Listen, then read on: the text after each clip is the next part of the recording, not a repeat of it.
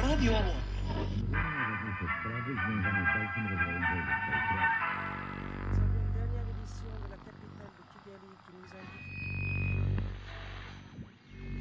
El reciente alto el fuego llegó demasiado tarde para salvar estas aldeas.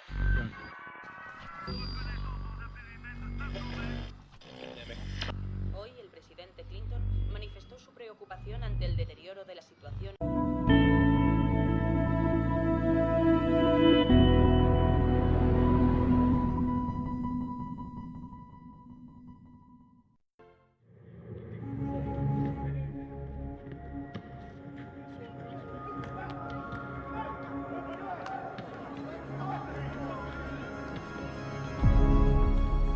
Última hora. El capo internacional.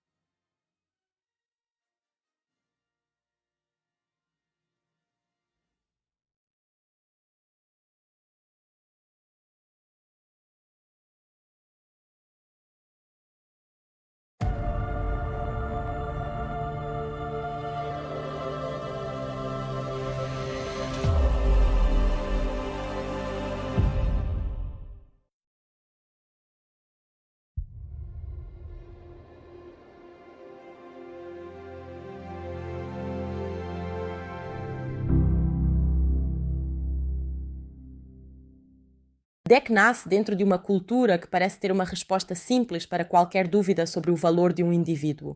Sobreviver é provar que se merece existir, vencer é demonstrar que se pertence ao clã e fracassar é oferecer ao mais forte o direito de eliminar o mais fraco. Em Predador, Terras Selvagens, porém, essa lógica não permanece como simples detalhe exótico de uma civilização alienígena.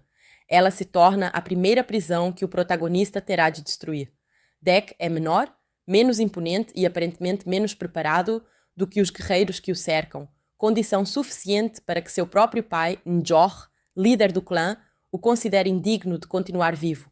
A violência inicial não nasce, portanto, do encontro entre caçador e presa, como tradicionalmente acontecia na franquia, mas dentro da família, no instante em que um pai transforma a fraqueza presumida do filho em sentença de morte.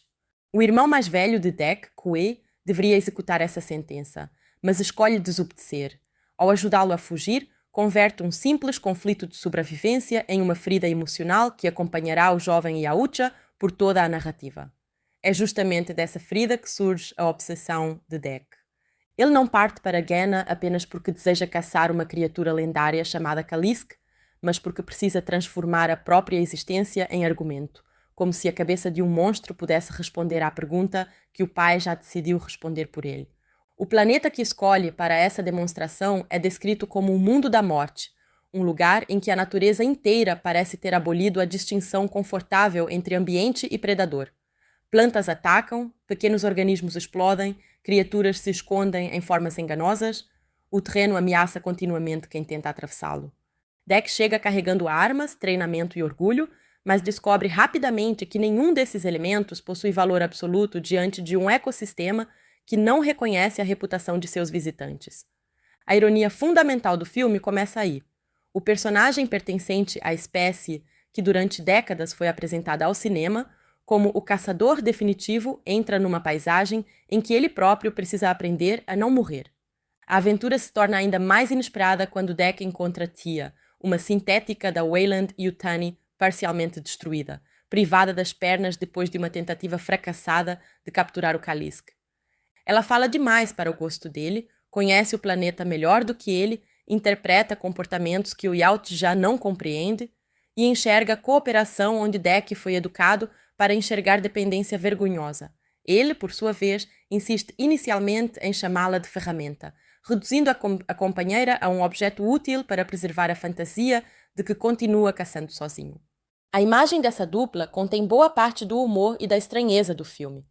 um guerreiro alienígena de mandíbulas ameaçadoras atravessando um planeta hostil com uma androide sem pernas presa ao próprio corpo, enquanto ambos discutem sobre caça, família, força, linguagem e sobrevivência. O que poderia parecer apenas uma inversão cômica das convenções da franquia, aos poucos, revela um dos princípios mais interessantes da obra.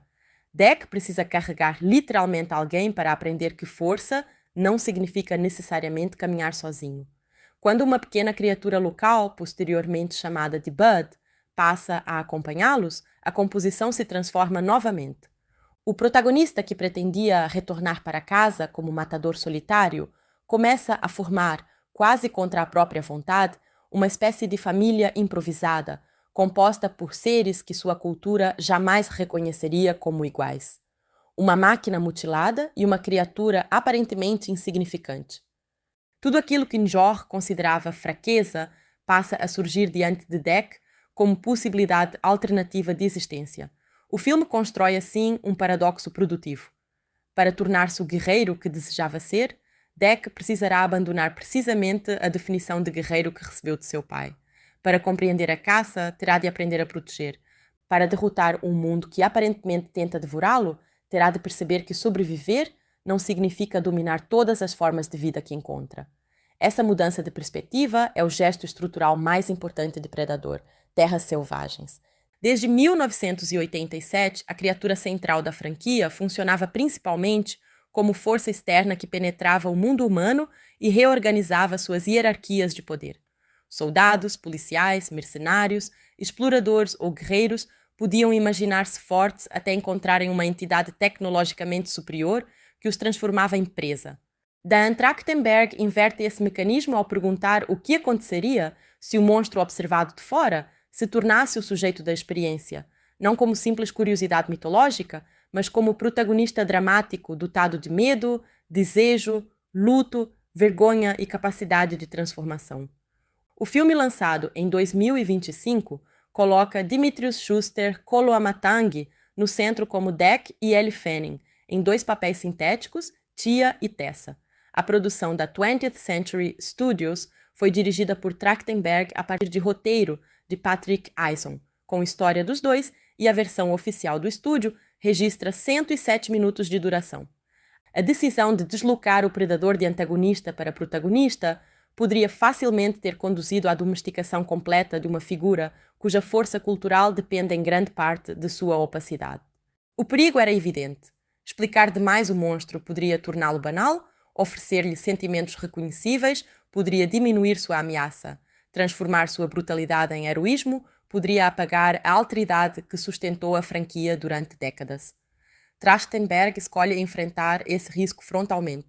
Dec não é reescrito como um humano de pele diferente, ainda que sua trajetória utilize estruturas emocionais profundamente humanas. Sua linguagem, sua relação com honra, sua gestualidade, sua noção inicial de clã e sua percepção da morte conservam marcas de uma sociedade agressivamente distinta. O filme não elimina a monstruosidade do Yautja, mas a reposiciona. Em vez de perguntar apenas como sobreviver a um monstro, passa a perguntar como um monstro aprende a sobreviver à cultura que o produziu. Essa escolha continua a estratégia que Trachtenberg vinha desenvolvendo em sua relação com o Predador. Prey já havia demonstrado que a franquia podia sobreviver sem tentar reproduzir mecanicamente a musculatura, o humor e a iconografia do filme de John McTiernan. Ao deslocar a ação para o início do século XVIII e organizar o confronto a partir de Nauru, o diretor havia recuperado a simplicidade fundamental da premissa, inteligência contra superioridade tecnológica, ao mesmo tempo que alterava completamente o contexto histórico e cultural. Predator, Killer of Killers, lançado também em 2025, ampliou ainda mais essa disposição para experimentar épocas, formas e protagonistas. Terras Selvagens leva a lógica ao extremo. Se o conceito de predador pode sobreviver a mudanças de período, estética e ponto de vista, talvez possa sobreviver até mesmo à ausência de personagens humanos. O próprio Trachtenberg explicou que queria imaginar uma história em que fosse possível criar conexão emocional com o monstro e que a presença de um humano tenderia a transformar automaticamente esse humano no segundo centro de identificação do público. Daí a importância de Tia ser uma sintética. Ele também descreveu sua inspiração em personagens de ficção científica que tradicionalmente ocupavam posições laterais, companheiros e vilões capazes de despertar curiosidade justamente porque não eram o herói convencional.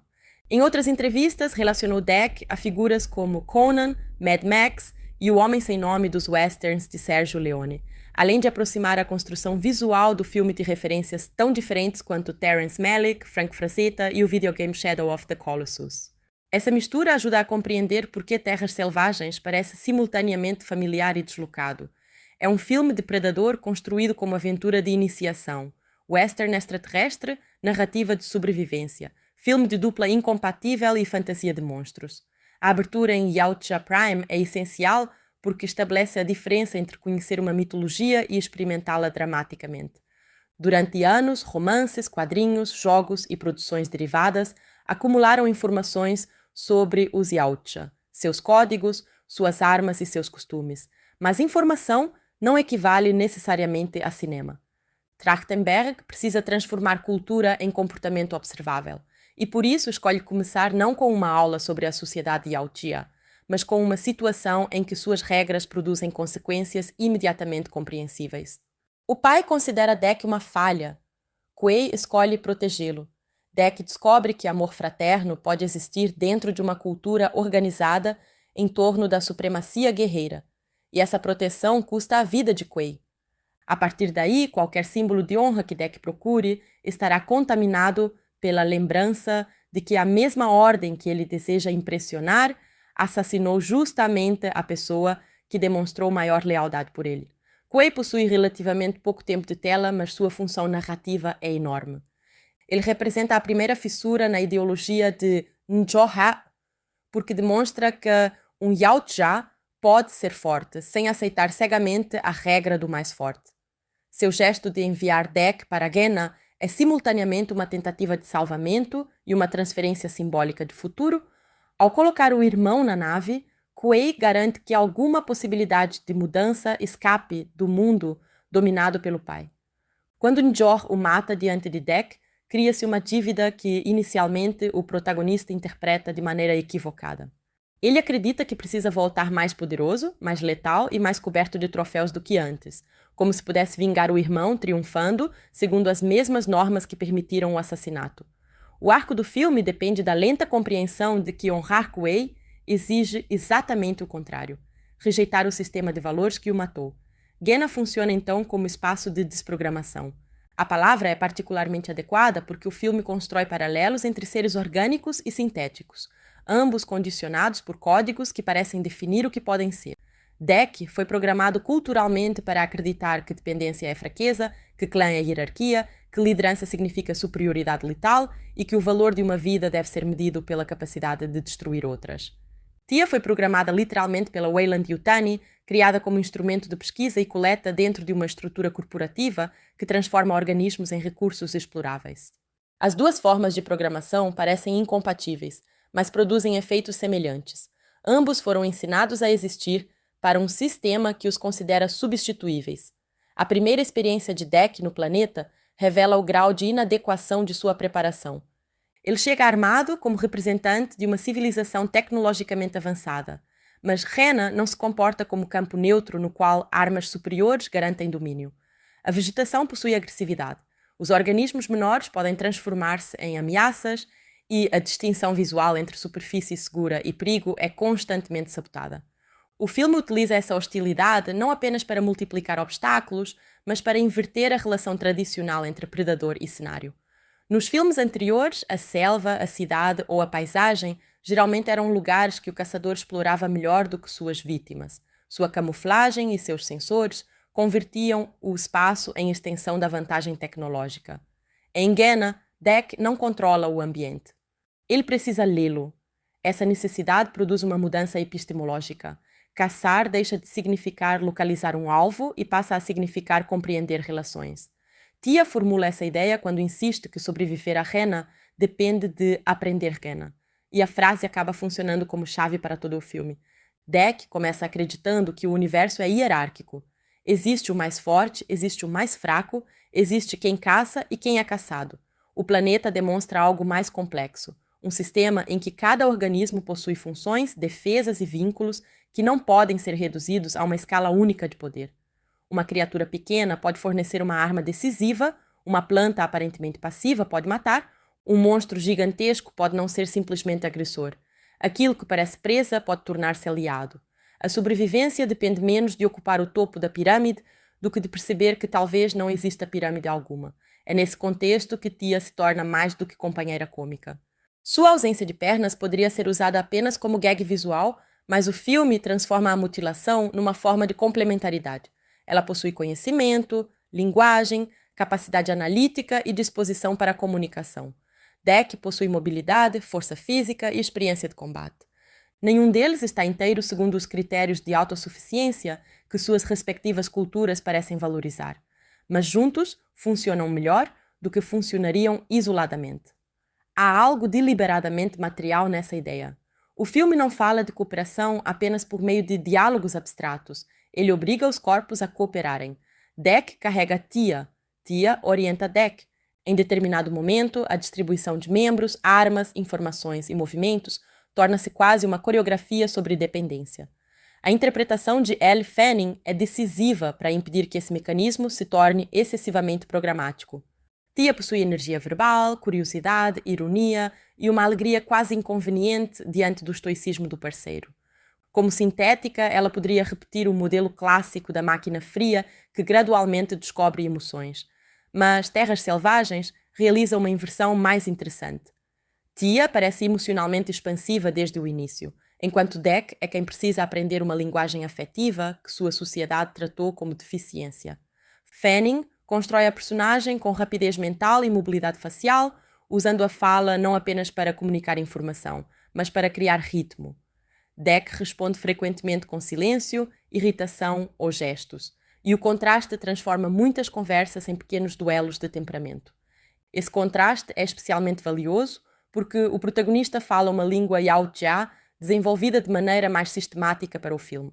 A produção procurou dar consistência escrita e oral à linguagem, recorrendo ao linguista Britton Watkins e incorporando elementos associados à tradição audiovisual e expandida da franquia. A própria anatomia da boca dos Yautja e seus conhecidos estalos influenciaram a construção sonora, enquanto Schuster Koloamatangi precisou aprender material linguístico específico para desempenhar Dec.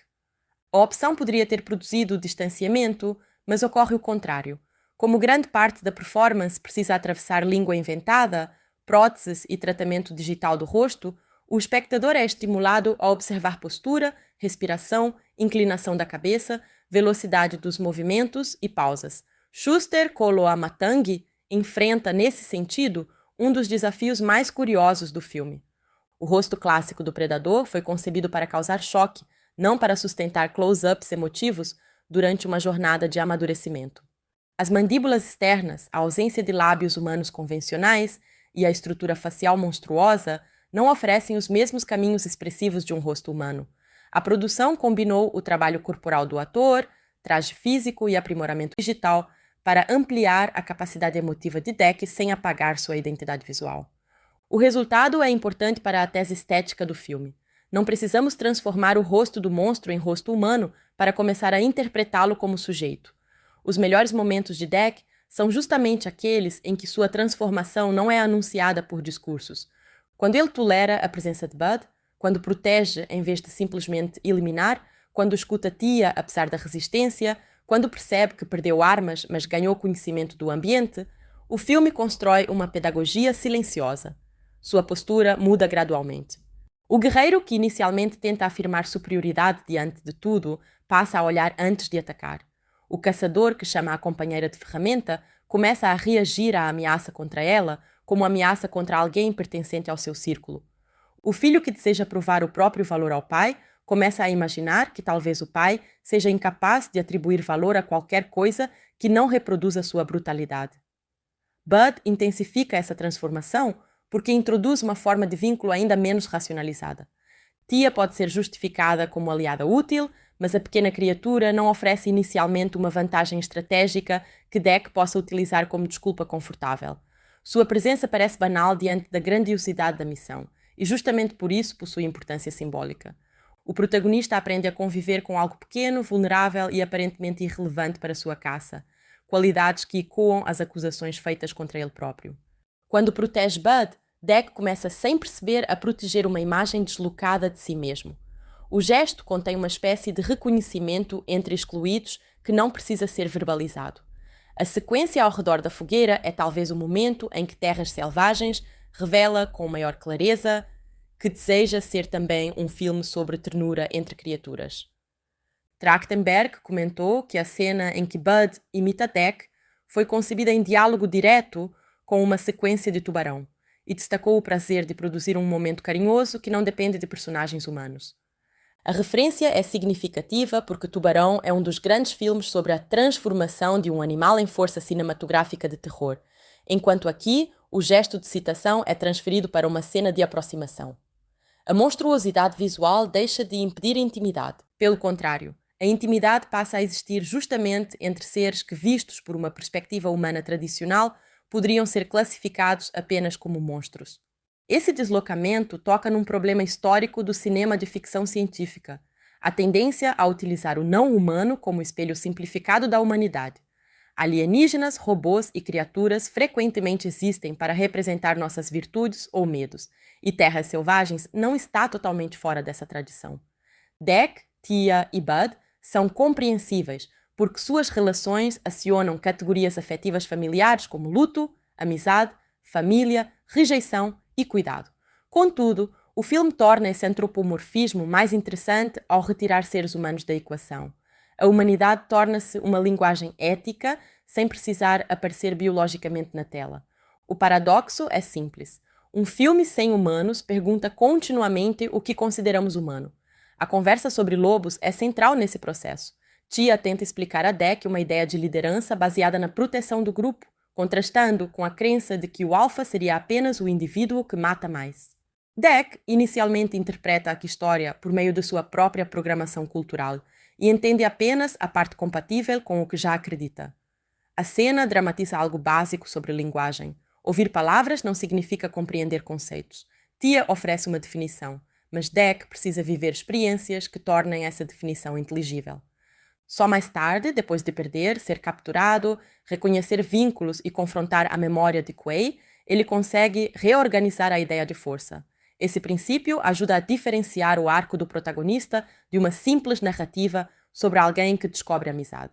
Deck não se torna bom porque pessoas simpáticas o convencem a abandonar a violência. Ele continua sendo um guerreiro brutal, competente e disposto a matar. O que muda é a função atribuída à violência. No início, matar produz identidade. O troféu deveria provar quem ele é. No final, a violência torna-se instrumento subordinado a outra finalidade: proteger aqueles que escolheu reconhecer como clã. Essa mudança é moralmente mais limitada do que uma conversão pacifista, mas dramaticamente mais coerente com o universo Yao Tse. O filme não pede que Deck deixe de ser predador, pede que redefina para que serve ser predador. A figura do Kalisk amplia essa questão porque começa como objetivo absoluto da jornada. Para Deck, a criatura é inicialmente puro símbolo. Pouco importa quem ela é, como vive ou que relações possui. Importa o que sua morte significaria quando transformada em troféu. O Kalisk funciona como uma espécie de moeda imaginária que permitiria comprar reconhecimento paterno. A lógica é profundamente instrumental. A vida do outro só interessa como material para produzir status. Essa postura aproxima, de maneira inesperada, a cultura de Njoha e a lógica da Weyland Yutani. Ambas observam organismos a partir da utilidade que podem extrair deles. A corporação quer o Kalisk por uma razão diferente, mas estruturalmente semelhante. Suas extraordinárias capacidades regenerativas fazem da criatura um recurso potencialmente valioso, e Tessa representa a eficiência desprovida de escrúpulos necessária para capturá-la.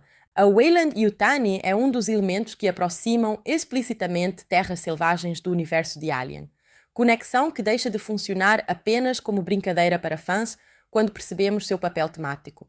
Desde Alien, a companhia simboliza uma forma de racionalidade econômica capaz de considerar vidas humanas descartáveis diante da possibilidade de explorar uma forma biológica rara. Aqui, num filme sem humanos, esse princípio aparece ainda mais destilado. A corporação existe através de sintéticos e protocolos, quase como vontade abstrata de aquisição. Tia e Tessa oferecem duas respostas possíveis a essa programação. Ambas pertencem ao mesmo universo corporativo, possuem formas semelhantes e são interpretadas pela mesma atriz, mas desenvolvem posições morais radicalmente diferentes. Tia estabelece relações, acumula experiências que escapam à função original e passa a atribuir valor intrínseco a seres que sua missão deveria objetificar. Tessa permanece alinhada ao propósito institucional, tratando emoção como defeito e vínculo como falha de desempenho. A duplicidade desempenhada por Fanning dá forma concreta ao debate sobre programação. Se duas máquinas semelhantes podem escolher ou desenvolver comportamentos distintos, até que ponto identidade é simplesmente código? Fanning diferencia as duas sem depender de caracterizações excessivamente ornamentais. Tia é aberta, curiosa, flexível. Tessa concentra energia, calcula, organiza o espaço ao redor como se tudo fosse extensão de uma tarefa. A atriz afirmou que os dois papéis foram concebidos como personalidades muito diferentes, o que ajudou a separar suas performances, apesar da complexidade logística de interpretar personagens visualmente relacionados.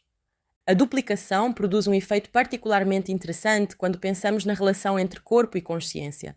O filme pode apresentar formas praticamente idênticas enquanto demonstra que a identidade moral não está garantida pela aparência. A condição física de Tia também coloca o corpo sintético no centro da encenação.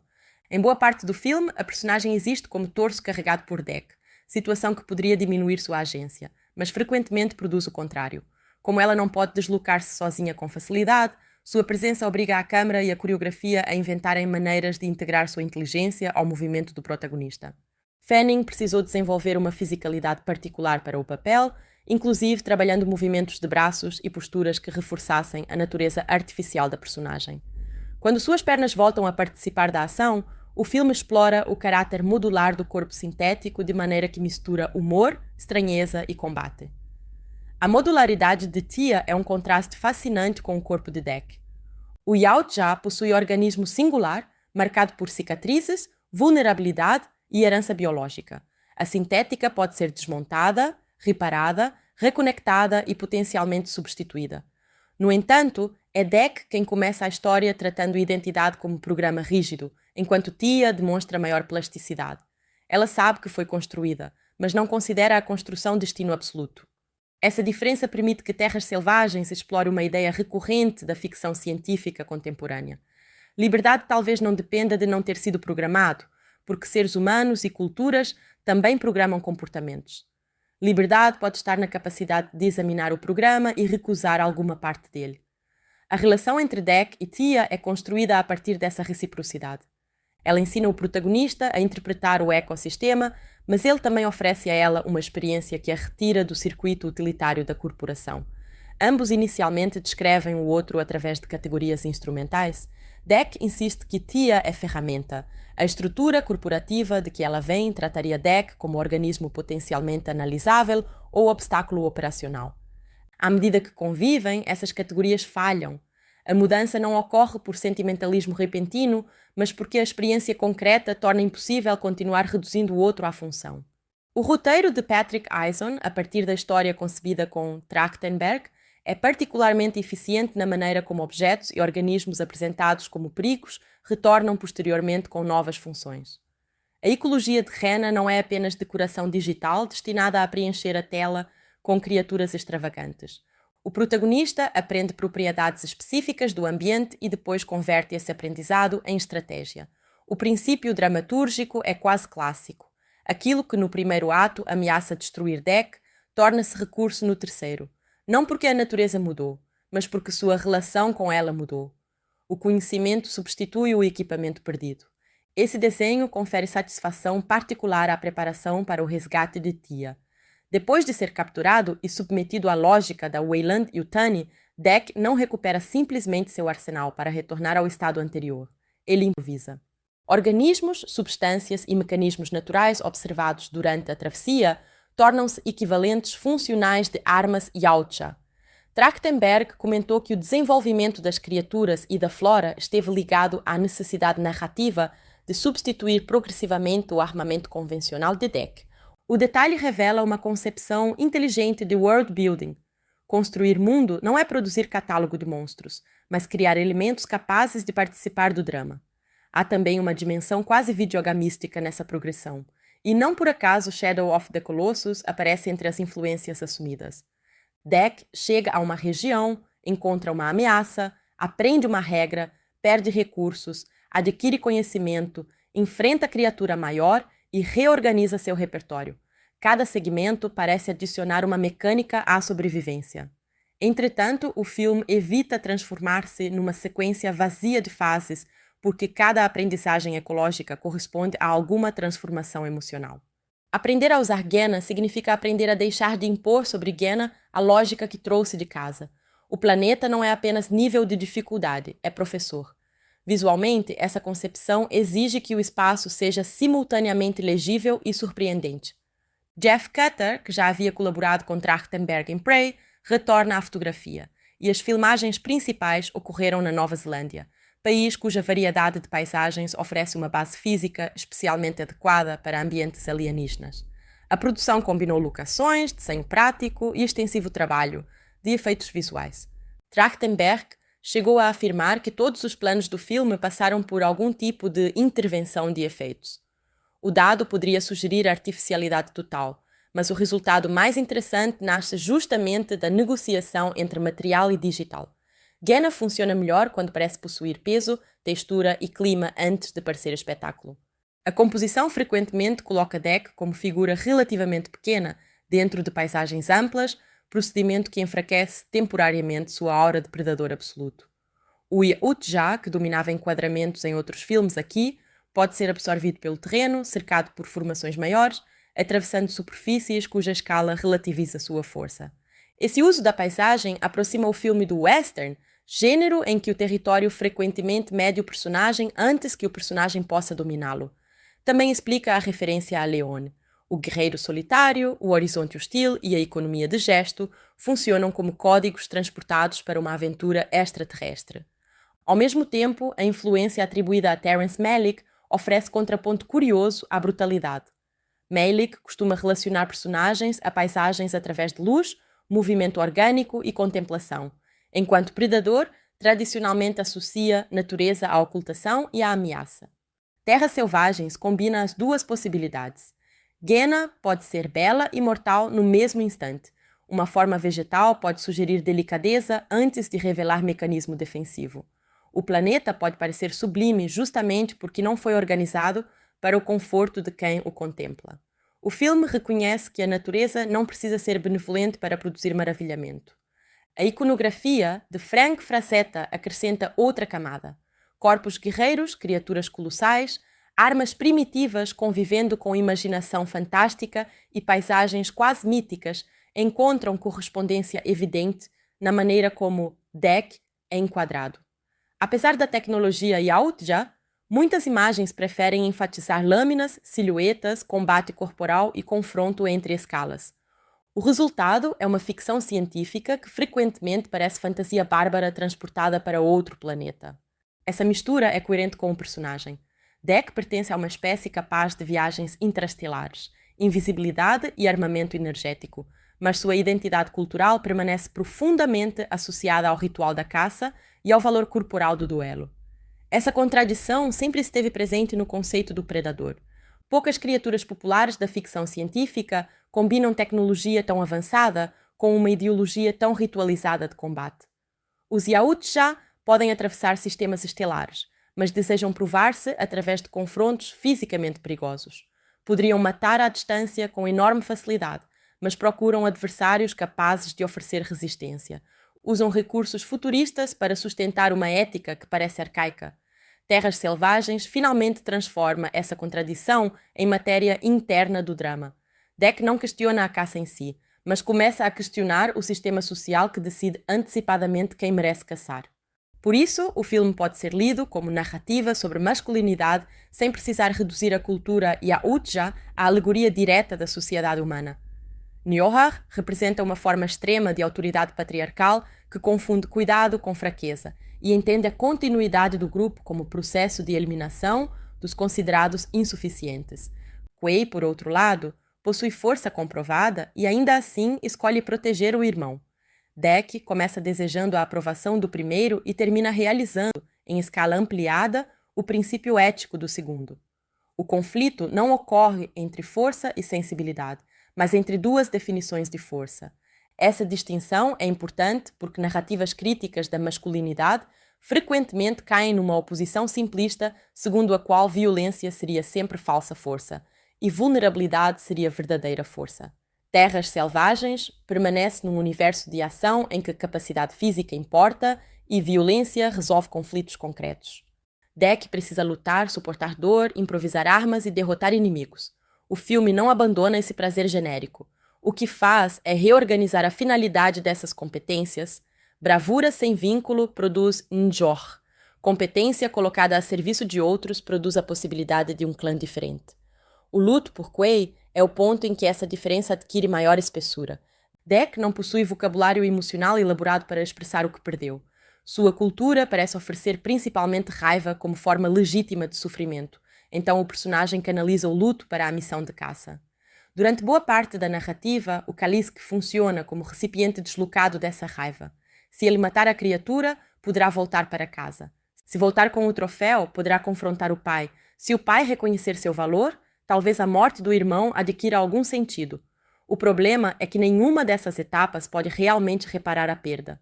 Quando Dec finalmente compreende o ensinamento de Tia sobre proteção, a memória de Quay muda de função. O irmão deixa de ser apenas alguém cuja morte precisa ser vingada e torna-se modelo de comportamento. Quay era o verdadeiro alfa dentro da lógica redefinida pela história, não porque matou mais, mas porque colocou-se entre o vulnerável e o poder que desejava destruí-lo. O desenvolvimento de Dec consiste em repetir essa posição. Quando decide voltar para salvar Tia e depois também o Kalisk, ele ocupa simbolicamente o lugar de Quay. A revelação de que Bud é descendente do Kalisk completa essa transformação de maneira elegantemente circular. A saliva que marca Dec havia feito a criatura adulta hesitar em matá-lo, detalhe que inicialmente parece apenas mistério comportamental. Mais tarde, a relação se torna legível. O suposto monstro invencível reconhece no guerreiro o cheiro de seu filhote. O Kalisk deixa de ser simplesmente adversário supremo e passa a existir dentro de uma relação de cuidado. A mudança é devastadora para a lógica inicial de Dec, porque aquilo que ele queria matar para provar que merecia pertencer a uma família revela-se também parte de uma família. A caçada muda de sinal. Dec via o Kalisk como obstáculo entre ele e a aprovação paterna. Agora percebe que matá-lo significaria reproduzir contra Bud o mesmo tipo de perda que Njorha lhe impôs ao matar Quay. Essa simetria é uma das construções morais mais fortes do roteiro.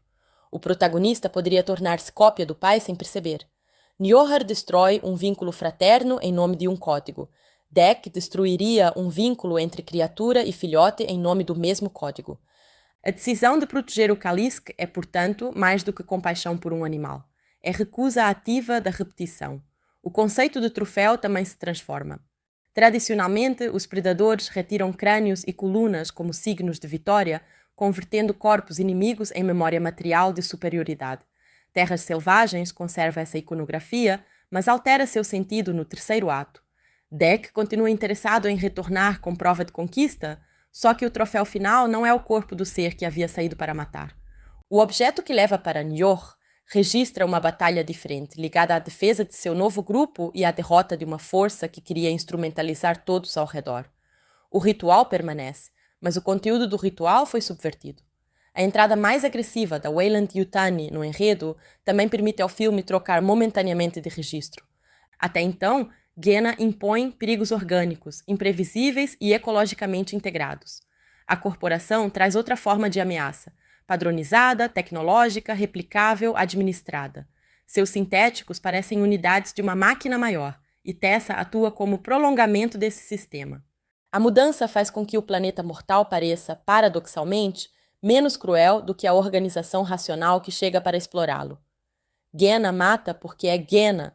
A corporação captura porque calculou que pode lucrar ou obter vantagem com aquilo que encontra. Essa oposição entre natureza perigosa e exploração planejada impede uma romantização simples do ambiente. O filme não afirma que natureza é boa e tecnologia é má. Dec depende de tecnologia. Tia é tecnologia senciente e vários recursos artificiais são essenciais para a sobrevivência. A questão é o modo de relação.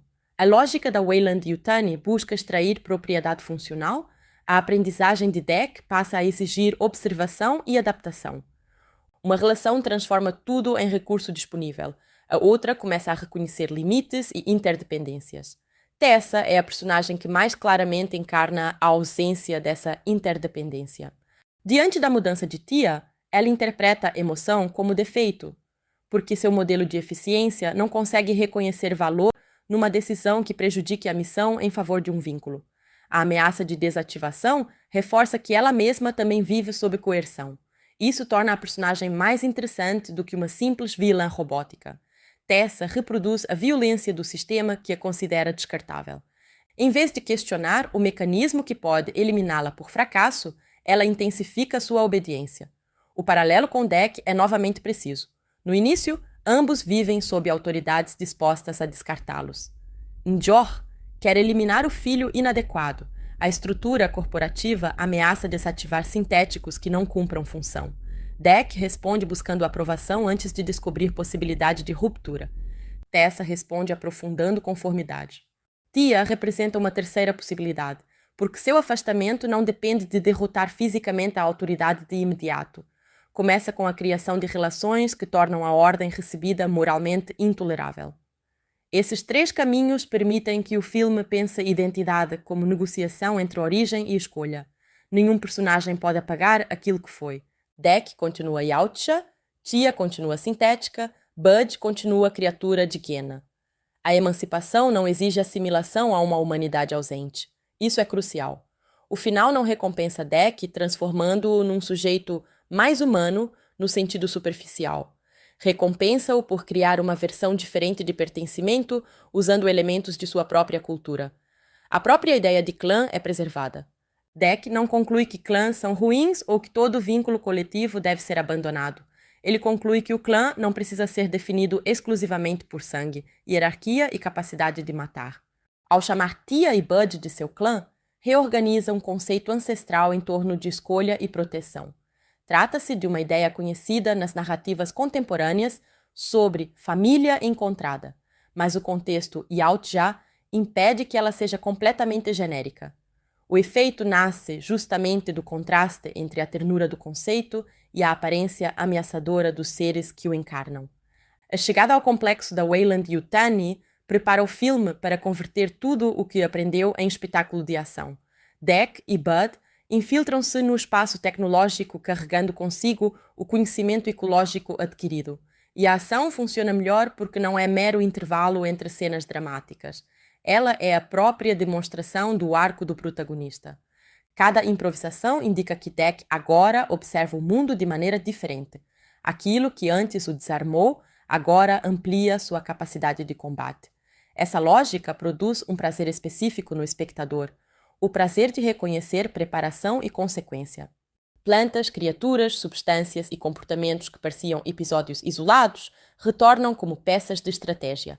O roteiro evita, assim, a sensação de que novas habilidades aparecem arbitrariamente quando o herói precisa vencer. A vitória nasce da memória. Dec sobrevive porque aprendeu, e o público pode medir essa aprendizagem comparando o guerreiro que chegou ao planeta com o guerreiro que volta para enfrentar a base. A ação envolvendo as partes separadas de Tia adiciona uma dimensão quase cartunesca ao filme, mas essa elasticidade tonal é deliberada. Terras Selvagens não deseja reproduzir apenas a gravidade ameaçadora do Predador de 1987. Há humor físico, interações de dupla, criatura companheira e momentos de ternura que aproximam o longa de uma aventura para público mais amplo.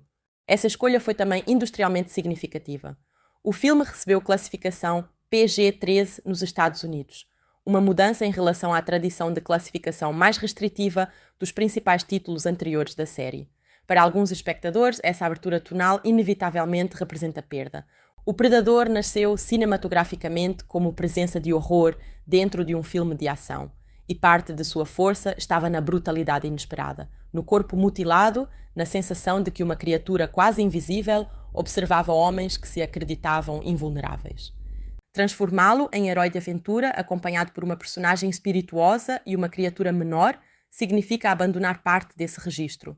Terras Selvagens não tenta negar a troca. Ele prefere explorar o que pode ganhar depois de abrir mão da estrutura clássica. A discussão crítica em torno do filme refletiu exatamente essa tensão. Houve recepção majoritariamente favorável, com 71 pontos no Metacritic a partir de 43 críticas, ao mesmo tempo que alguns textos elogiaram a reinvenção e outros argumentaram que humanizar o predador diminuía aquilo que tornava a criatura especial. A divergência é produtiva porque não se limita à pergunta banal sobre o filme ser bom ou ruim. Ela toca numa questão mais ampla sobre franquias longevas. Até que ponto um ícone pode mudar antes de deixar de ser o ícone que o público reconhece? A resposta de Trachtenberg parece ser que permanência depende precisamente de mutação. O Predador de 1987 surgiu num contexto específico, em diálogo com o cinema de ação muscular dos anos 1980. E funcionava porque desmontava aquela masculinidade por dentro. Repetir indefinidamente soldados armados sendo caçados na selva poderia preservar os elementos superficiais enquanto destruiria o efeito de surpresa original. Terras Selvagens prefere preservar uma lógica mais profunda, colocar uma figura confiante diante de um sistema de força que revela sua vulnerabilidade. A diferença é que agora essa figura é o próprio predador. Nesse sentido, Deck ocupa a posição estrutural que antes pertencia aos humanos. Ele começa acreditando em suas competências, perde equipamentos, percebe que o inimigo é maior do que imaginava, improvisa, sofre, aprende e retorna transformado. Trachtenberg reconheceu explicitamente a ideia de colocar o predador no mesmo tipo de provação enfrentada por protagonistas anteriores. O gesto parece simples, mas produz uma curiosa redistribuição de simpatia. Aquilo que antes era ameaça passa a sentir medo, e aquilo que antes seria chamado de monstro passa a descobrir monstros maiores. O Kelisk participa dessa redistribuição porque ocupa inicialmente o espaço do adversário absoluto e depois se torna vítima da mesma lógica de captura. A inversão entre predador e presa ocorre várias vezes até que os termos percam estabilidade. Deck é predador em relação a certas criaturas, presa em relação a outras, aliado do ser que pretendia matar e ameaça para os agentes corporativos. Tessa caça Deck, o Kalisk e Tia. A corporação deseja possuir o organismo considerado superior. Bud parece frágil, mas participa da derrota final. Não existe posição fixa. Essa instabilidade recupera algo fundamental do primeiro predador. O filme de McTiernan era poderoso porque começava com homens acostumados a ser agentes da violência e gradualmente os transformava em objetos de caça. Terras Selvagens amplia o princípio e o converte em visão de mundo. Ser predador não é uma essência. É uma posição relacional que pode mudar conforme ambiente, conhecimento e escala. O título brasileiro, Terras Selvagens, ressalta involuntariamente essa dimensão espacial. A selvageria não pertence apenas ao protagonista, mas ao território e aos sistemas que disputam esse território. Há, entretanto, uma ironia no uso da palavra selvagem. A cultura Yautja poderia ser descrita por observadores humanos como primitiva ou brutal, mas domina tecnologia sofisticada. A Weyland-Yutani poderia ser descrita como civilizada, científica e racional, mas opera através de instrumentalização e descarte. Genna poderia ser descrita como selvagem, mas seus organismos seguem relações ecológicas que fazem sentido dentro daquele ambiente. O filme embaralha assim as categorias tradicionais de civilização e barbárie. O mais organizado não é necessariamente o mais ético. Essa ambiguidade aparece na estética tecnológica. As armas Yautja possuem função ritual e individualizada. O equipamento corporativo parece padronizado e funcional.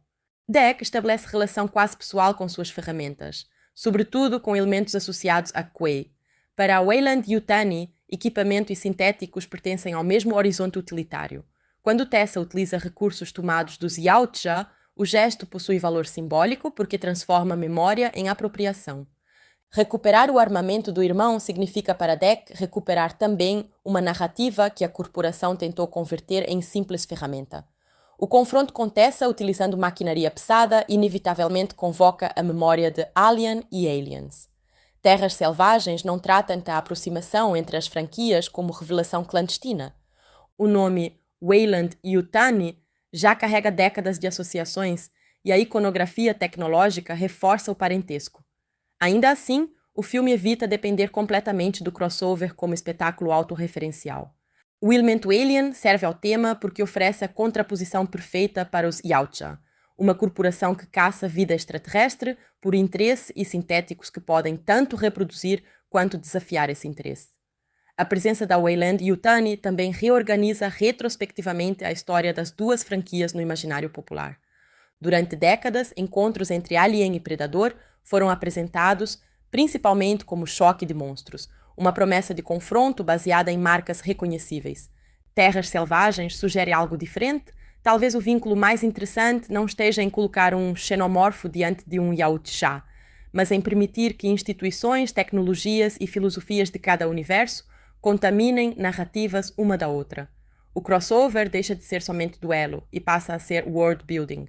Esse movimento também se relaciona à cultura contemporânea das franquias.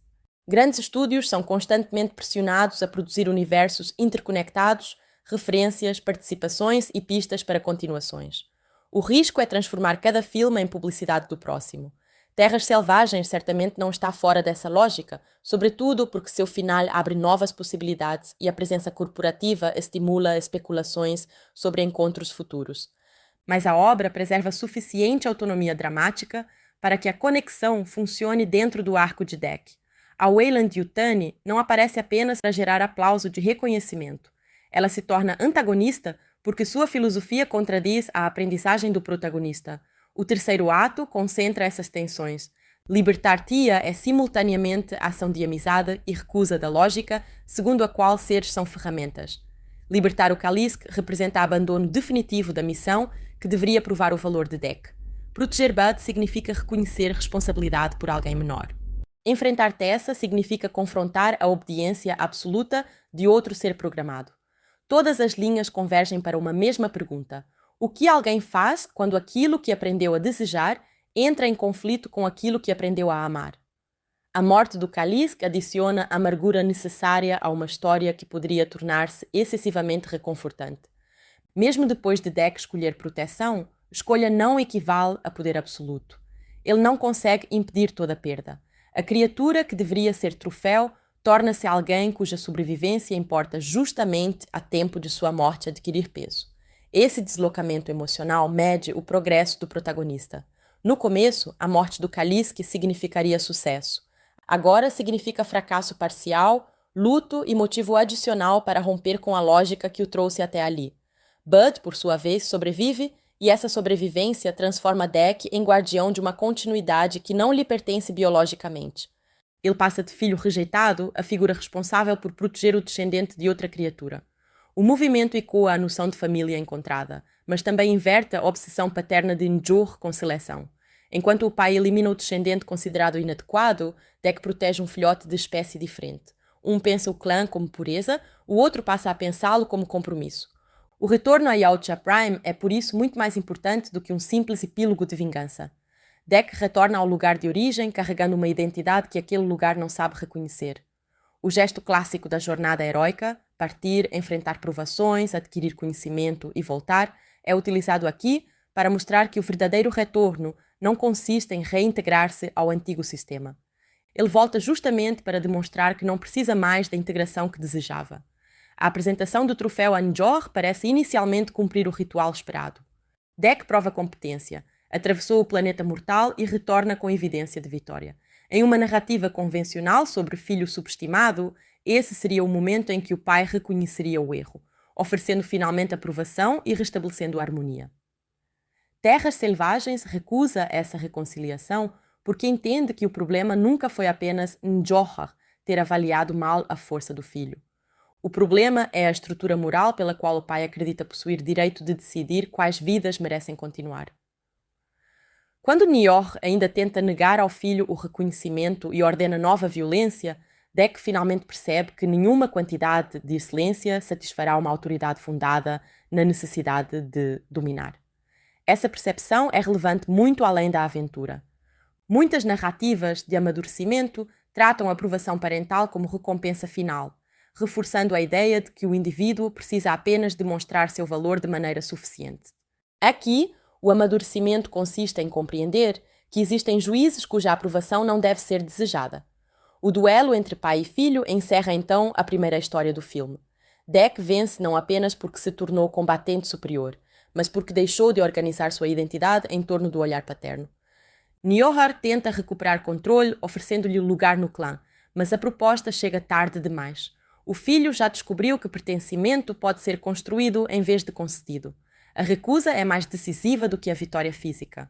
Quando Dec identifica Tia e Bud como seu verdadeiro clã, o filme reorganiza todos os elementos acumulados desde o início.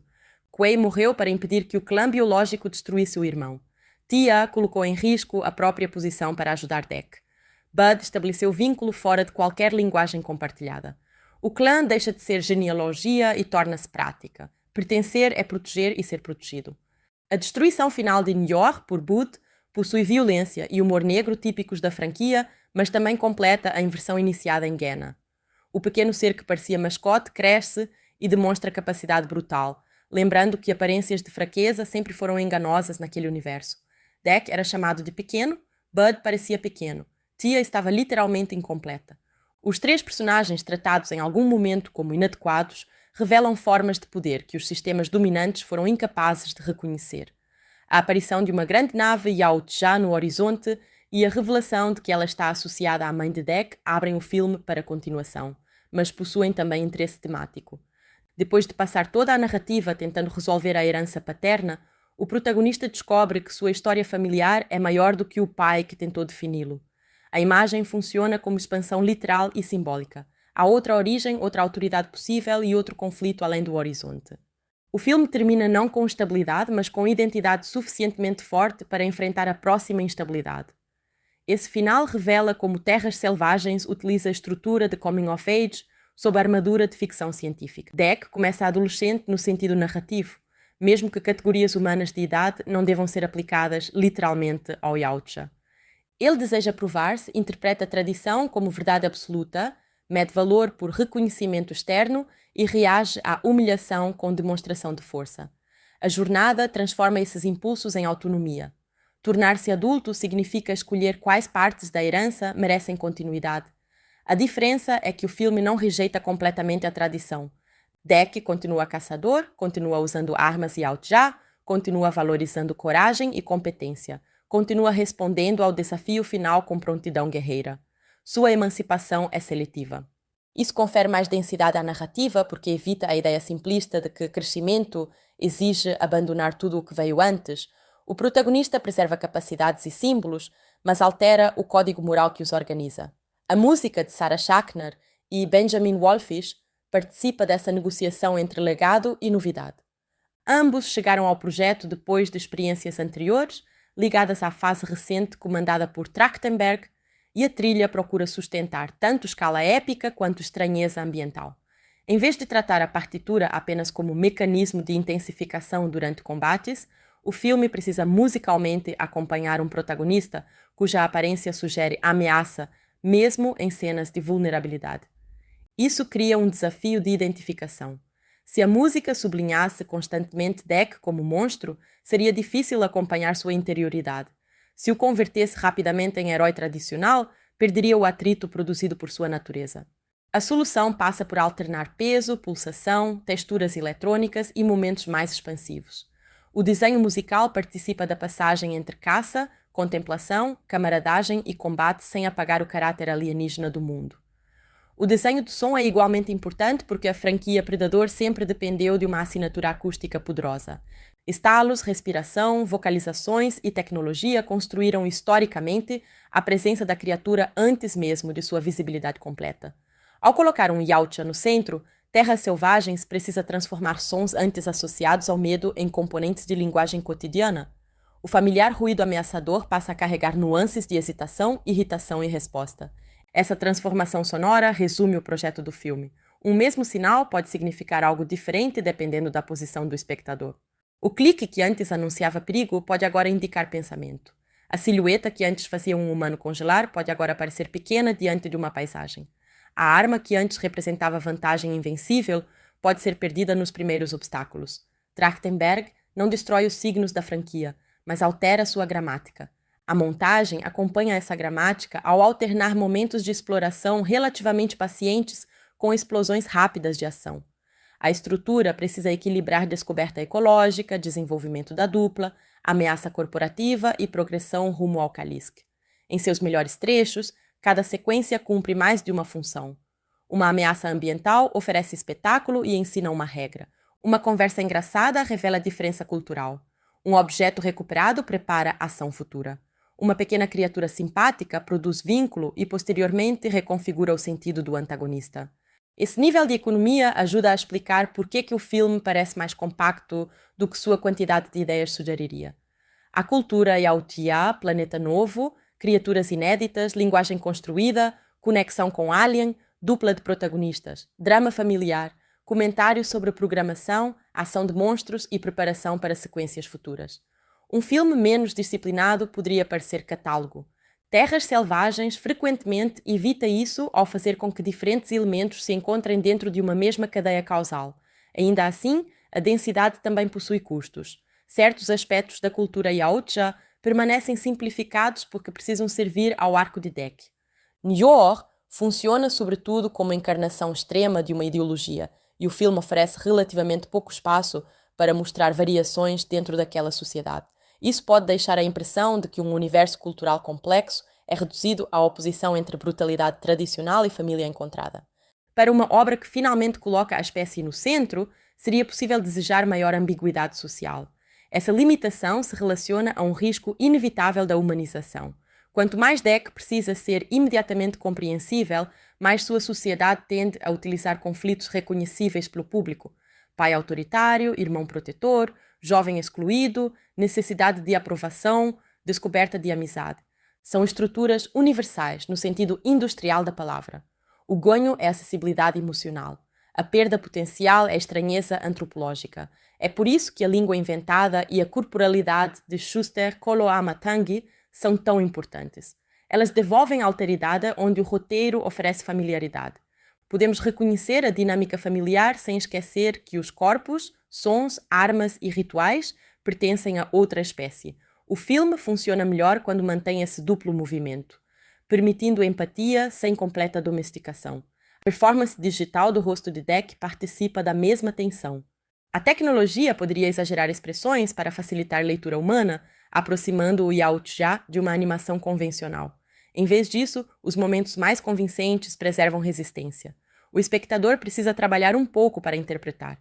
Esse esforço produz participação e impede que a criatura se converta inteiramente em personagem de aparência humana sob maquiagem. Tia opera no polo oposto. Ela possui rosto humano, linguagem fluida e comportamento imediatamente legível, mas sabemos que seu corpo é artificial. Dec parece não humano e revela interioridade. Tia parece humana e revela construção mecânica. A dupla forma um quiasmo visual. Aparência e natureza cruzam-se. A pergunta sobre quem é mais humano torna-se inútil porque a humanidade já não corresponde à espécie. Tessa complica ainda mais o desenho. Com a aparência idêntica à de Tia, demonstra que corpo humanoide não garante ética reconhecível. Enquanto o rosto de Dec precisa superar preconceito visual do público, o rosto de Tessa explora confiança visual para produzir ameaça. A obra transforma a percepção em parte da dramaturgia. Aquilo que parece familiar pode ser mais perigoso do que aquilo que parece monstruoso. Há também uma dimensão política discreta na forma como a corporação transforma vida em propriedade. Weyland Yutani representa uma tradição de ficção científica em que capitalismo avançado e expansão espacial caminham juntos, reproduzindo em escala planetária o impulso colonial de catalogar, capturar e explorar. Guiana não é tratada como comunidade de formas de vida com valor próprio, mas como reservatório de capacidades biológicas. O Kalisk interessa porque pode regenerar, portanto, deve ser possuído. Dec começa a narrativa compartilhando inadvertidamente parte dessa lógica. Ele também não pergunta o que o Kalisk é, pergunta o que sua morte pode lhe proporcionar. A diferença entre caçador ritual e corporação científica parece enorme, mas ambos convergem na instrumentalização. O desenvolvimento do protagonista exige perceber essa semelhança e abandoná-la parcialmente. O filme não transforma essa ideia em discurso político explícito e talvez perca alguma profundidade ao preferir aventura. Entretanto, a simplicidade também preserva a fluidez narrativa. Em vez de interromper a ação para explicar exploração corporativa, Terras Selvagens permite que a conduta dos sintéticos e a captura do Kalisk materializem o princípio. O espectador reconhece Weyland-Yutani porque a empresa se comporta como sempre se comportou, curiosidade subordinada ao controle. A relação entre ciência e domínio merece atenção. Tia possui conhecimento genuíno sobre Genna, e esse conhecimento salva vidas. A corporação também acumula conhecimento, mas para controlar. O filme não opõe ignorância nobre à ciência corrupta, opõe formas distintas de usar conhecimento. Aprender pode permitir coexistência ou extração. Essa distinção é visível na maneira como Dec utiliza as informações de Tia. Ele não se torna cientista, mas transforma observação em prática. Ao final, seu arsenal improvisado é literalmente produto de conhecimento ecológico. A inteligência que permite vencer não é apenas capacidade de matar melhor. É capacidade de perceber relações que antes pareciam irrelevantes. Por isso, a estrutura do filme tem algo de fábula. Cada criatura apresenta uma propriedade. Cada encontro contém aprendizado. Cada relação retorna modificada. O mundo parece desenhado para ensinar ao protagonista aquilo que sua cultura não ensinou. Essa organização pode soar excessivamente perfeita para espectadores que prefiram imprevisibilidade mais áspera, mas oferece clareza simbólica. O uso de Bud como figura quase infantil reforça a fábula. A criatura permite humor e ternura, mas também obriga Dec a exercer cuidado sem expectativa imediata de recompensa. O Yautja não aprende compaixão através de um argumento filosófico. Aprende porque alguém pequeno começa a segui-lo. É um mecanismo narrativo elementar e eficaz. Esse tipo de relação explica porque alguns críticos viram no filme proximidade com aventuras familiares ou com modelos como Como Treinar o Seu Dragão, enquanto outros consideraram essa aproximação incompatível com o espírito original de Predador. A crítica negativa mais relevante ao projeto não é que a obra seja incompetente, mas que sua competência esteja direcionada a um tipo diferente de experiência. Quando Peter Bradshaw argumentou que tornar o Predador simpático fazia a figura deixar de ser aquilo que tradicionalmente era, identificou exatamente o preço da estratégia. A pergunta, então, não é se Dec é assustador o bastante para substituir o Caçador de 1987. Ele não precisa substituir. Terras Selvagens aposta que uma franquia pode produzir diferentes funções para a mesma iconografia. Darth Vader não deixaria de ser ameaçador, porque uma narrativa explorasse sua vulnerabilidade. Um Terminator pode mudar radicalmente de função entre dois filmes sem apagar o primeiro.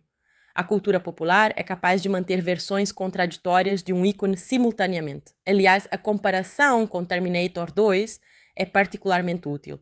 Quando uma criatura concebida inicialmente como perseguidor implacável passa a proteger e criar vínculos, o novo filme depende do conhecimento da ameaça anterior para dar peso à transformação. Dec não é o mesmo indivíduo dos predadores anteriores, mas carrega a memória cultural da espécie. Cada gesto de proteção possui força adicional porque esperamos violência. Essa memória também produz humor. Ver um Yautja irritado com a fala incessante de uma sintética ou lidando com uma criatura companheira funciona porque conhecemos a solenidade ameaçadora associada à espécie. Terras Selvagens explora a distância entre expectativa e comportamento. O perigo seria transformar todo o personagem em piada. Felizmente, a ação e o luto mantêm suficiente gravidade. A comicidade de Tia cumpre ainda a função rítmica. Sem ela, o filme poderia ficar preso na severidade de Dec e na hostilidade constante de Genna. Sua fala introduz ar entre confrontos, cria contraste e permite que informações sobre o planeta sejam transmitidas sem parecerem narração expositiva completamente neutra. O conhecimento vem filtrado por personalidade. A interação dos dois lembra tradições do buddy movie em que parceiros incompatíveis precisam viajar juntos antes de reconhecer valor mútuo. Um fala de mais, outro de menos. Um conhece regras locais, outro possui força. Um procura conexão, outro resiste. O modelo é antigo, mas ganha novidade através dos corpos envolvidos. A fórmula continua visível, porém as peças são suficientemente incomuns para revitalizá-la. Essa combinação entre fórmula e estranheza talvez explique parte da recepção comercial. Produzido com um orçamento reportado de cerca de 105 milhões de dólares, o filme abriu com aproximadamente 40 milhões na América do Norte e terminou sua corrida mundial em torno de 184,6 milhões, tornando-se um lançamento teatral relevante para uma franquia que vinha encontrando novo impulso também no streaming. O desempenho não deve ser interpretado de maneira simplista como lucro líquido, apenas comparando bilheteria e orçamento, porque custos de marketing e divisão de receita com exibidores complicam qualquer conclusão, mas demonstra a capacidade de atrair público para uma mudança bastante radical de perspectiva. O impacto continuou depois dos cinemas. Em fevereiro de 2026, a Disney informou que Predador, Terras Selvagens alcançou perto de 9 milhões de visualizações globais em seus primeiros 5 dias de disponibilidade em Disney+, e Hulu, tornando-se a maior estreia de filme do Hulu desde Prey, segundo os dados divulgados pela companhia. Esse desempenho é significativo porque coloca Terras Selvagens dentro de uma estratégia em que cinema e streaming não são experiências isoladas da franquia. Prey havia se tornado fenômeno de streaming. Badlands retorna ao lançamento teatral e depois encontra nova audiência nas plataformas. A trajetória mostra como o Predador se transformou num caso interessante de revitalização de propriedade intelectual. Em vez de apostar apenas em escala crescente, Trachtenberg trabalha por mudanças de conceito. Prey reduz tecnologia e recua historicamente. Killer of Killers experimenta animação e estrutura antológica. Terras Selvagens avança para outro planeta e troca o ponto de vista. O elo entre essas obras não é continuidade narrativa rígida, mas curiosidade sobre quantas configurações o conceito de caçador pode sustentar. Esse modelo contrasta com franquias que dependem de progressão linear e acumulação de personagens. Predador funciona melhor quando cada filme pode reorganizar a relação entre caçador, presa e ambiente. Isso significa que o universo pode expandir sem exigir que o espectador memorize genealogias intermináveis. Terras Selvagens possui referências e conexões, mas seu núcleo continua legível como história autônoma sobre um jovem rejeitado, que parte para uma missão impossível e encontra um novo clã. A simplicidade mítica dessa premissa é uma virtude. Narrativas de aventura frequentemente ganham força quando objetivos externos claros sustentam conflitos internos mais complexos. Deck quer matar o Kalisk. Esse objetivo é fácil de compreender. O que muda ao longo do caminho é o significado da caçada. No primeiro movimento, o Kalisk significa aprovação. No segundo, significa desafio. No terceiro, significa vida que merece proteção. O objeto permanece, mas o signo muda. Essa transformação semântica é mais importante do que qualquer revelação de lore. O mesmo acontece com a palavra fraqueza. Para Njord, fraqueza é corpo menor, hesitação, dependência e proteção do vulnerável. Para o filme, fraqueza verdadeira acaba aparecendo como incapacidade de mudar. Njord é fisicamente formidável, mas ideologicamente imóvel. Deck, ao contrário, torna-se forte porque aprende. Ele perde armas e fica mais perigoso. Perde certeza e fica mais inteligente. Perde o desejo de aprovação e encontra a identidade. A trajetória redefine poder como adaptabilidade. Essa ideia conversa diretamente com Gena. Um organismo incapaz de adaptar-se ao planeta morre, independentemente de sua reputação. A ecologia externa espelha a transformação interna. O mundo da morte recompensa quem abandona a rigidez. A Weyland-Yutani parece adaptável tecnologicamente, mas sua lógica moral é repetitiva. Em qualquer planeta, diante de qualquer espécie, retorna à mesma pergunta: como capturar, reproduzir, controlar ou monetizar?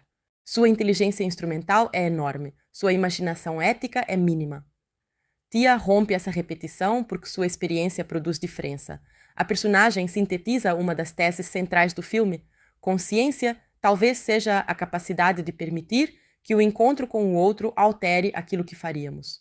Tessa encontra diferenças e tenta neutralizá-las. Tia encontra diferenças e é transformada por elas. Deck segue trajetória semelhante. No início, cada coisa em Gena é classificada rapidamente como ameaça, ferramenta ou presa. No final, as categorias se multiplicam. Companheiro, filhote, mãe, aliado, memória, ambiente. Crescimento aparece como expansão do vocabulário moral. Esse vocabulário não precisa ser verbal. Um dos prazeres do filme está em observar Deck compreender, antes de conseguir formular. A performance corporal sustenta esse intervalo.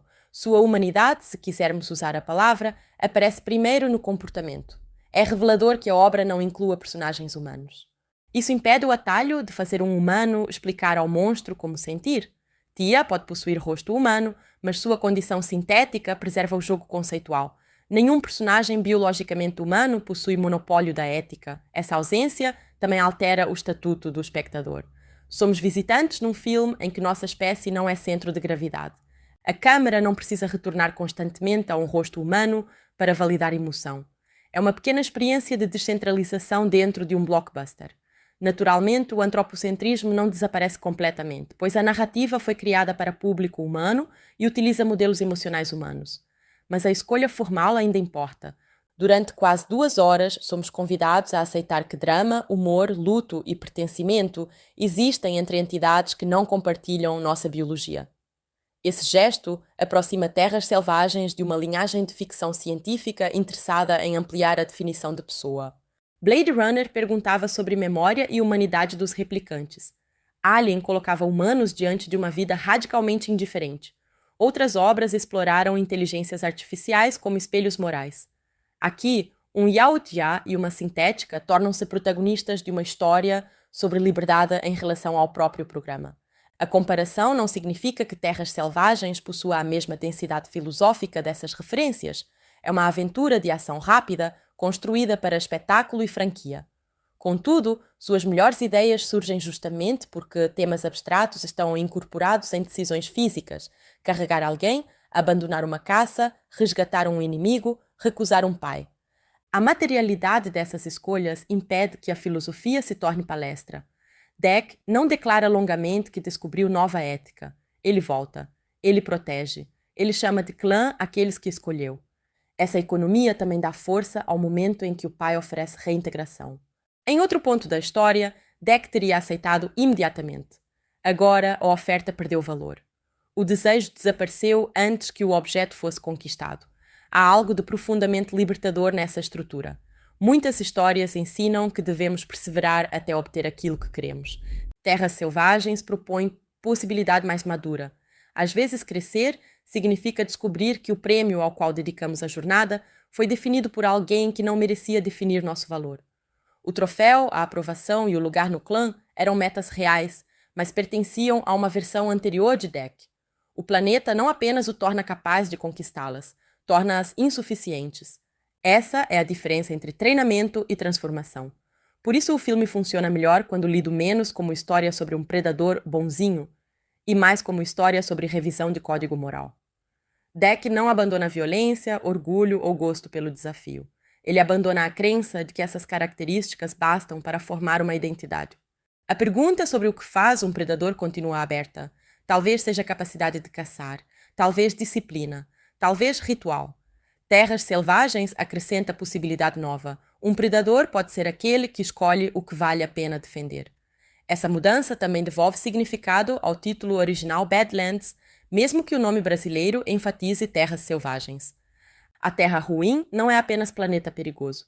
Yautja Prime também pode ser Badland moral. A base corporativa pode ser Badland tecnológica. Qualquer sistema que torne vínculo impossível pode ser território hostil. Genna, paradoxalmente, torna-se lugar onde Dec encontra pertencimento. O planeta que deveria matá-lo oferece as relações que sua casa negava. Casa e perigo trocam de posição. Esse é um dos motivos pelos quais o retorno final possui potência. Dec volta geograficamente para casa, mas emocionalmente já não mora ali. Seu lar agora está representado por seres que vieram de outros sistemas de existência. A nave da mãe no horizonte abre uma nova pergunta sobre origem, mas não desfaz essa conquista. Mesmo que futuros filmes revelem outras camadas da sociedade Yautja, Dec já possui critério próprio para julgá-las. Ele pode enfrentar a herança sem ser definido por ela. É cedo para falar em legado definitivo de um filme lançado em novembro de 2025, especialmente dentro de uma franquia que continua em expansão, mas até 2026 Terras Selvagens já ocupa a posição singular. A recepção crítica foi amplamente favorável, o Metacritic registrava 71 pontos, e a própria Disney destacou tanto o desempenho teatral quanto a forte estreia posterior no streaming. Mais importante do que números, porém, é o fato de que a obra deslocou de maneira irreversível a pergunta sobre o que uma história de predador pode ser. Depois de Terras Selvagens, será mais difícil afirmar que a criatura só funciona como antagonista silencioso caçando humanos. O filme demonstrou que a mitologia comporta ponto de vista interno, língua desenvolvida, conflitos familiares, humor e relações entre espécies. Isso não significa que toda continuação deva seguir esse caminho. Pelo contrário, o valor da experiência está em aumentar possibilidades. Uma futura produção pode voltar ao horror puro e ainda se beneficiar do fato de agora sabermos que existe outra perspectiva. A ameaça pode até tornar-se mais estranha quando entendemos que por trás dela há cultura, ritual e escolhas. Conhecimento não elimina necessariamente medo, às vezes o transforma. Ao mesmo tempo, existe risco real de excesso de explicação em continuações. Quanto mais detalhado se tornar o cotidiano Yautja, maior a possibilidade de a espécie perder mistério. Terras Selvagens caminha perto dessa fronteira e seu sucesso futuro dependerá de preservar zonas de opacidade. A língua ajuda porque oferece especificidade sem tradução total da cultura. Os símbolos, gestos e sons sugerem mundo maior do que aquele que vemos. O filme explica o suficiente para sustentar Dec, mas ainda deixa espaço para imaginar. A presença da mãe no final funciona justamente porque reabre desconhecido no momento em que o conflito paterno parece resolvido. O roteiro responde uma pergunta e imediatamente coloca outra. A estratégia é típica de franquia, mas aqui combina com o tema. Identidade nunca termina num único confronto. Cinematograficamente, o mérito de Trachtenberg está em compreender que reinvenção precisa ocorrer no nível da forma e não apenas da premissa. Não basta dizer agora o predador é herói. É necessário mudar enquadramento, ritmo, língua, relação com paisagem, estrutura de ação e modo como o corpo da criatura é fotografado. Quando a câmera acompanha Dec sozinho diante de Jenna, não estamos simplesmente vendo o antigo monstro por outro ângulo, estamos ocupando seu tempo. Esperamos com ele, observamos com ele, erramos com ele. A identificação nasce da duração compartilhada. O mesmo vale para a violência. Quando um predador mutilava humanos, o impacto vinha da ameaça. Quando Dec é ferido, o corpo Yautja torna-se vulnerável. A mudança de função altera nossa resposta sem alterar necessariamente a brutalidade física do universo. O filme demonstra assim um princípio básico do cinema. Ponto de vista reorganiza moralidade. A câmera não é neutra. Quem recebe close-up, tempo, memória e consequência tende a tornar-se sujeito. Durante décadas, os Yautja receberam principalmente presença. Terras Selvagens oferece a um deles subjetividade. Essa passagem de presença à experiência é talvez sua contribuição mais importante à franquia. Dimitrios Schuster Koluamatangi merece crédito especial porque o projeto poderia fracassar caso Dec não funcionasse como personagem antes da entrada plena de Tia. O ator precisa tornar compreensíveis orgulho, medo, raiva e luto através de um corpo fortemente mediado por figurino, prótese, linguagem construída e efeitos. A boa recepção de críticos à dimensão não verbal do filme mostra que esse trabalho foi percebido além do espetáculo técnico. Elle Fanning, por outro lado, oferece elasticidade tonal. Tia impede que Dec se feche em monotonia grave, enquanto Tessa demonstra que a mesma presença pode gerar frieza e ameaça. O duplo papel transforma-se a atriz numa espécie de eixo moral dividido da narrativa. A oposição entre as duas sintéticas também evita que o filme atribua automaticamente virtude à artificialidade consciente. Uma máquina pode desenvolver empatia, outra pode reproduzir violência institucional. Tecnologia não possui ética inerente. Da mesma forma, biologia não possui destino moral. O Kaliske pode parecer monstro e proteger seu filhote.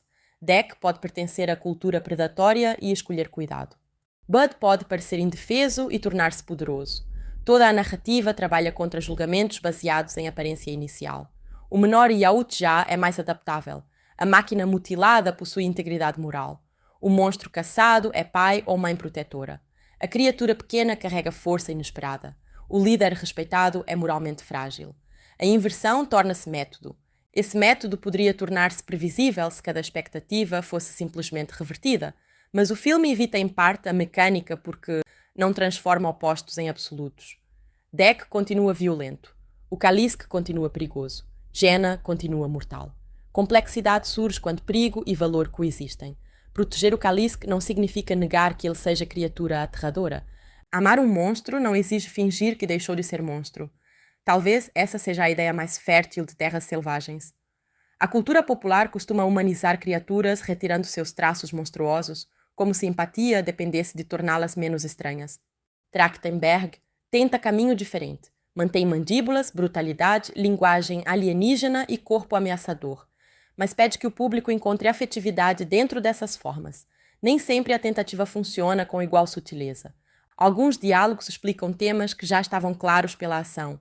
Certos momentos de humor aproximam o longa de convenções familiares e a estrutura de superação pode soar reconhecível demais. Ainda assim, a clareza não destrói a força central. O filme sabe o que quer fazer com Deck. Cada grande bloco narrativo remove uma camada de dependência em relação ao código paterno. Primeiro, ele perde segurança. Depois, perde ferramentas. Depois, perde a ideia de caça como solução. Finalmente, perde a necessidade de aprovação. O que sobra é escolha. Ele escolhe voltar por Tia. Escolhe salvar o Kalisk. Escolhe Bud. Escolhe enfrentar o pai. Essas escolhas produzem uma definição nova de honra. Não a honra recebida através da obediência ao ritual, mas aquela construída pela responsabilidade assumida diante de outros. Para uma franquia historicamente fascinada por códigos de caça, essa alteração possui peso. O antigo código Yautja permanece reconhecível na valorização de adversários, armas e troféus. Mas Deck descobre código próprio. Sua verdadeira iniciação não ocorre quando mata algo grande. Ocorre quando decide o que não matar. Essa inversão é especialmente poderosa, porque a missão original era definida por uma cabeça a ser levada para casa. O protagonista imaginava que identidade pudesse ser carregada como objeto. Ao final, descobre que identidade está nas relações que retornam com ele. Tia e Bud são, nesse sentido, seus verdadeiros troféus, não porque sejam propriedade, mas porque testemunham quem ele se tornou. A transformação do conceito de posse em companhia resume o arco inteiro. O filme também altera a noção de vitória. Vencer não significa sair sem perdas. Kuwei permanece morto, o Kalisk não sobrevive, a violência deixa cicatrizes e o novo clã ainda enfrenta a ameaça. Vitória significa interromper repetição. Deck não pode salvar o irmão, mas pode impedir que a lógica que o matou determine suas escolhas futuras. Essa é uma forma mais adulta de resolução do luto. A morte de Njor não devolve Kuwei. O confronto final não cura tudo. O que muda é a direção em que a dor será transmitida. Njorha transmitia violência para baixo, do líder ao filho. Kuwei interrompeu essa cadeia protegendo Deck. Deck amplia o gesto ao proteger aqueles que não pertencem sequer à sua espécie. Essa expansão oferece leitura ética que ultrapassa o universo da franquia.